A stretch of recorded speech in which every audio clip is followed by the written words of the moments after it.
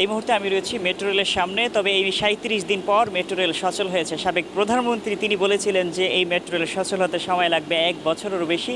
কর্তৃপক্ষ জানিয়েছেন টাকা লাগবে ৫০০ কোটি টাকা। কিন্তু সেই কাজটি অভ্যন্তরীণ সরকারের প্রধান উপদেষ্টা ডক্টর মোহাম্মদ ইউনূস ১ বছরের কাজ করেছেন মাত্র ১৭ দিনে এবং ৫০০ কোটি টাকার কাজ সমাপ্ত করেছেন কয়েক গুণ কমে।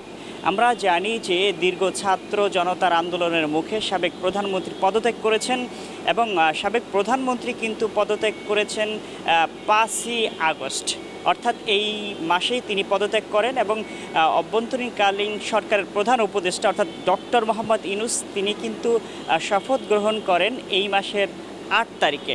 ৮ তারিখ থেকে তিনি মেট্রো রেল নিয়ে কাজ করেন এবং মেট্রো রেল সচল করেন তিনি ২৫ তারিখে, অর্থাৎ ২৫শে আগস্ট থেকে তার মেট্রো রেল পথ চলা শুরু হয়েছে এবং এখানে মানুষ কিন্তু সুফল পাচ্ছে। আমরা জানি যে এই মেট্রো রেলে কিন্তু ৩ লাখেরও বেশি মানুষ দৈনিক চলাচল করে এবং যানজট থেকে বেঁচে থাকার জন্যই কিন্তু সবাই এই মেট্রো রেলটা বেছে নিচ্ছেন।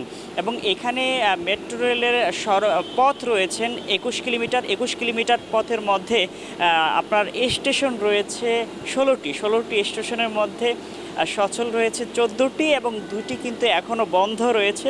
২টি স্টেশনের মধ্যে একটি হচ্ছে মিরপুর ১০ নম্বর আর একটি হচ্ছে শেওড়াপাড়া। এই ২টি স্টেশন কিন্তু এখন অবধি বন্ধ রয়েছে এবং মেট্রোর যে সময়সূচিটা রয়েছেন সেটা উত্তর থেকে সকাল ৭টা ১০ ছেড়ে আসবে এবং রাত ৮টা ৩০ কিন্তু মেট্রো রেল বন্ধ হয়ে যাবে এবং মতিঝিল যেই স্টেশনটা রয়েছেন এখানে সকাল শুরু হবে ৭টা ৩০ এবং মেট্রো রেল বন্ধ হবে ৮টা ৪৫।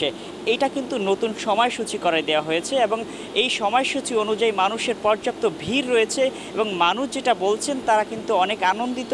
মেট্রো রেলটা খুব সহজেই সচল হওয়ার কারণে মানুষ তার কর্মস্থানে যেতে খুব স্বল্প সময় লাগছে এবং তাদের কাজগুলো খুব দ্রুত হচ্ছে। অনেকের সাথে কথা বলে আমরা আসলে এটাই জানতে পেরেছি এবং অনেকে বলছেন যে ডক্টর মোহাম্মদ ইউনূস যে কাজটি করেছেন তারা সেই কাজকে সাধুবাদ জানাচ্ছেন এবং এভাবেই যদি কাজ করে থাকে দুর্নীতিমুক্ত একটি দেশ গড়বে, সুন্দর পরিবেশ একটি বাংলাদেশ সকলেই পাবে। তকি খান, নিউজ 9, ঢাকা।